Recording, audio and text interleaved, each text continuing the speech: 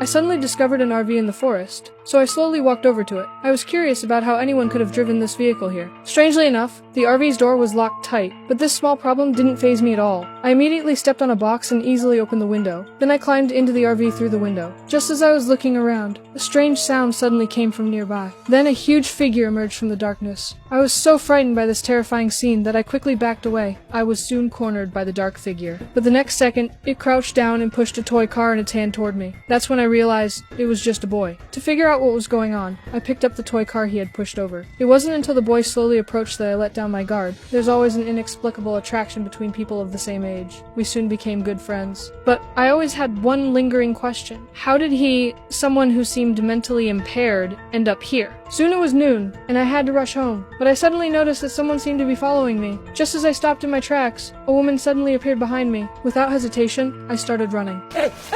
¡Estoy! Realizing she might shoot at any moment, I had no choice but to stop. But when the woman saw the toy in my hand, her attitude immediately became much friendlier. She told me to go home early and even gave me a package of food. This made me instantly realize that the woman must be the boy's mother, so I immediately ran home. In the days that followed, I would go play with the boy every day. I thought life would continue peacefully like this. However, one day when I was hunting with my father, we suddenly heard a gunshot. My father quickly told me to hide while he ran toward the sound with his gun, but before long, I heard gunshots again. Curious, I also rushed over. What I saw was a scene I would never forget for the rest of my life. Terrified, I ran straight home. After returning home, I lay in bed. I never imagined my father could be such a cruel person.